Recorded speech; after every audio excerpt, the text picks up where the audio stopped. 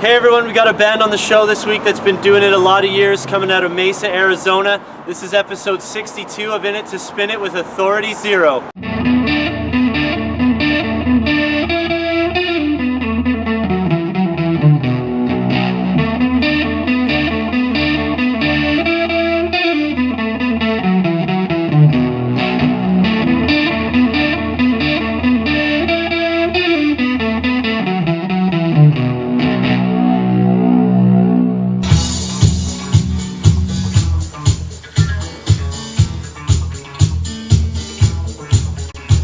So time to head out once again to the Main Street Final Fair this last weekend here. The place was buzzing.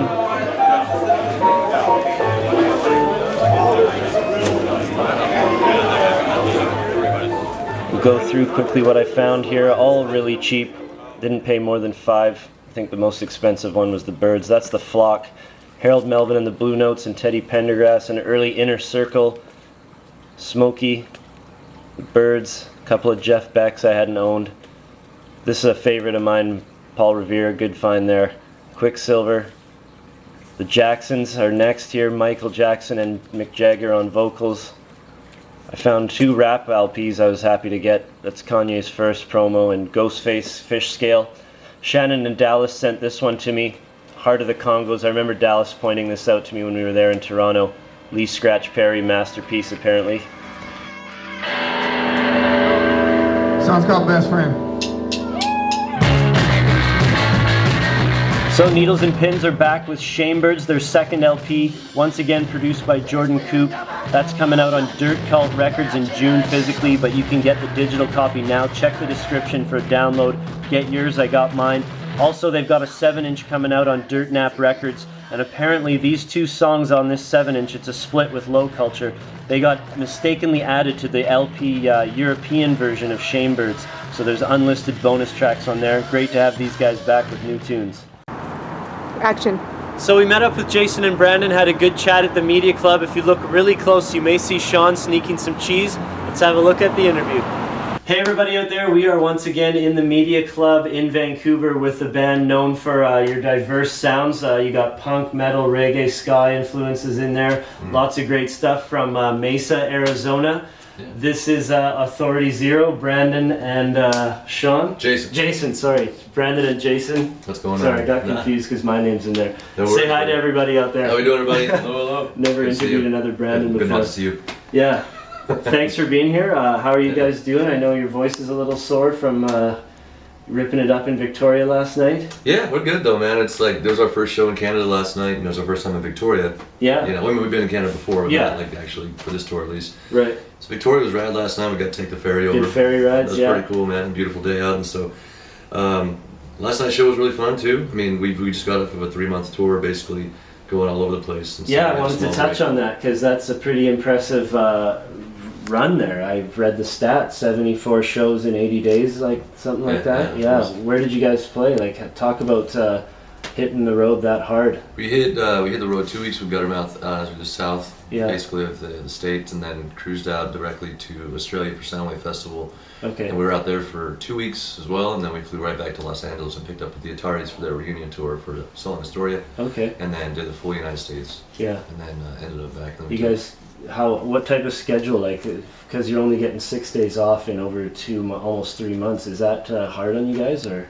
Yeah, I mean, make all this happen. Food-wise, I mean, does it bring you guys closer together though as a band in the end? Like, yeah, playing-wise, obviously, it makes it just makes the chemistry on stage better, and you know, the energy in general that's going out to the people that are at the shows and everything too. I think, and you know, it's just it's like a big long boot camp with your buddies. You know, in a sense, you're just out there having a good time and working really hard and trying to keep up on your game every night and after night, you know what I mean? So it's a little grueling, but you know, you just kind of get used to it after a while and your body acclimates to it.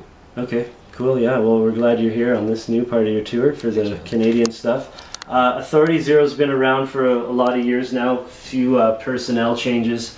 Your 5th album, Tipping Point, came out about a year ago, right? Yes. Yeah, okay.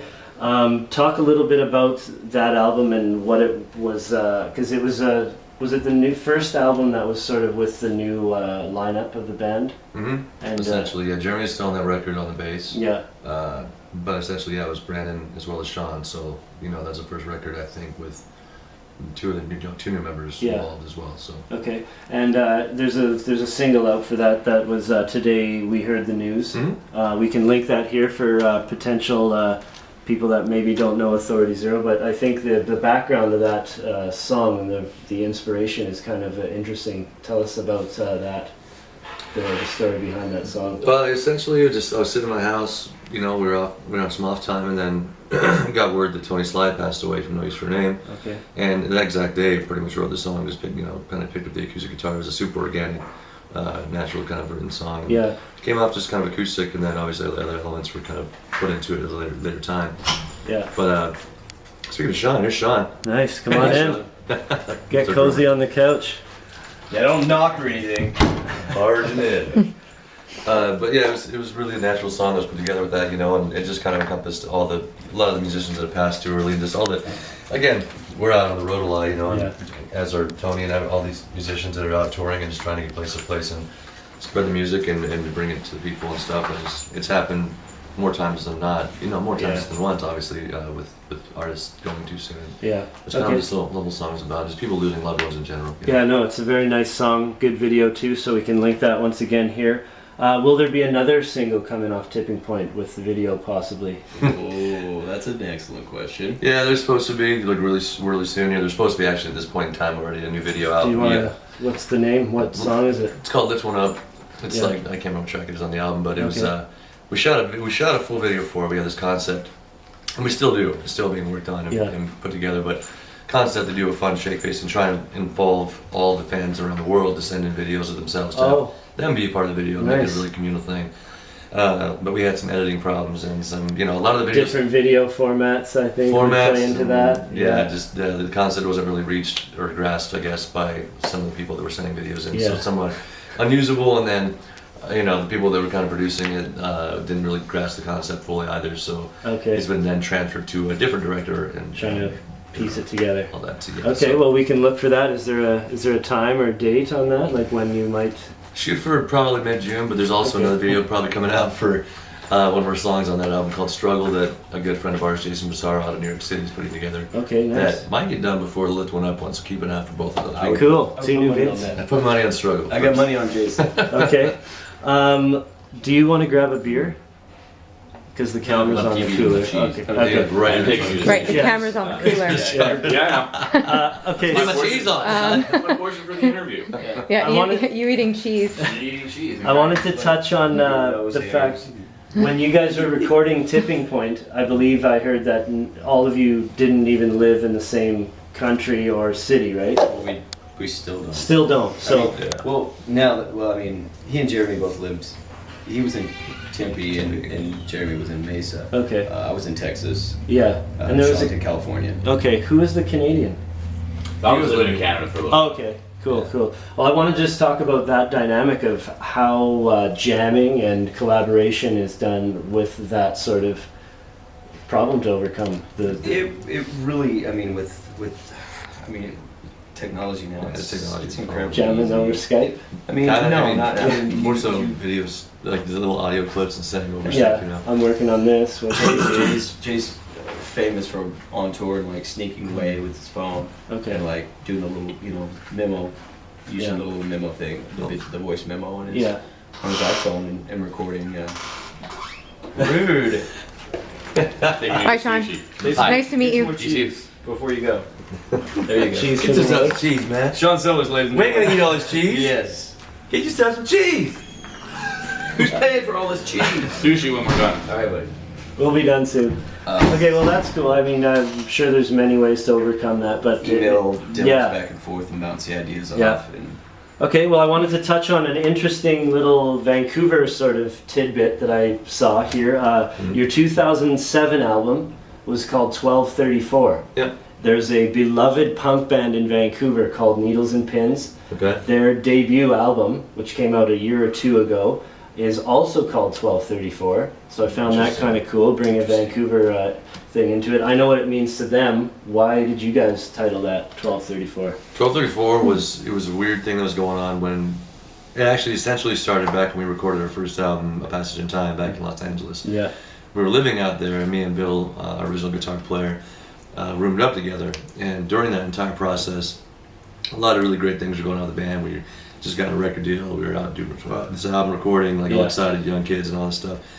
And it seemed like no matter when I would look at the clock, it would say 12:34, whether it be at midnight, that time frame, or in the afternoon in the studio session. It was trippy. It was just weirdly, like I wasn't even looking for it. That kind of thing was just consistently was happening. Yeah. And so many great things were going on at the time. And then over time, during almost like the Andiamo process, just kind of, it happened for a while. Yeah. I stopped fully just singing it at all, you know. And then shortly before the 12:34 album process and leading up to that again, you know, it started popping up a lot more again, not just myself, but with other members in the band as well. Oh, really? Okay. And it just kind of started seeming like it was a sign of like, you know, here come, you know, things are going to start looking up clicking. again. Yeah. And, you know, and all that stuff. So we just kind of were like, that's it, you know. Okay. It makes sense. And so. We might have a soulmate in the city. Yeah. Yeah. Macy, the drummer. She has a tattoo of that. Right here. Oh, really? Yeah. 34, yeah. Yeah, it's just like the whole synchronicity thing, you know, the stars are aligning kind of stuff, and just like it seems like things are looking up and up, and I see it all the time nowadays too. So it's like it's one of those things. It's just always seemingly happening when good things are going on and things feel right. Okay, cool. Jason, you've been in the group since the beginning, right? You're the I think you're the sole member consistently throughout the group. Talk about the experience of sort of being the heart and soul of the band and seeing all the different member lineups and different dynamics, and just what's that like, you being like the one guy in Authority Zero that kind of carried it and seen it and been there. I mean, it's the heart and soul thing. I think everybody that's been a part of this band has been the heart and soul of it, honestly. You know, there's been so much passion and so much time and so much like effort and love that's gone into it, and so much pain and suffering as well as happiness, you know, with every member that's been a part of this. And so that's all been encompassing. But just as far as like, it's just been a roller coaster, man. It's been a roller coaster ever since, you know. It's like, you know, you take a band that you start out just a bunch of buddies messing around as kids, you know, and even then you had a couple guys that would, you know, didn't, you know, end up sticking with the band, and it was just kind of a fun thing to do, you know, completely. And then you see it kind of develop into, you know, what it did in the early, you know, in the mid stages or whatever, into like actually a fully functioning professional, you know, band, and then that ideology kind of coming into play.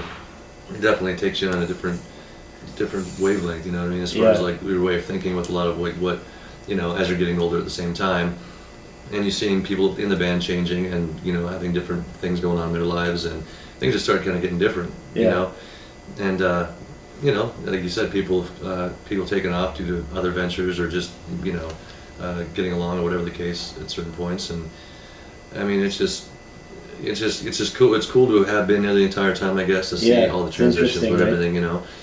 It's carried weight sometimes, but at the same time, it's also something I'm so very proud of, you know, through the history of it.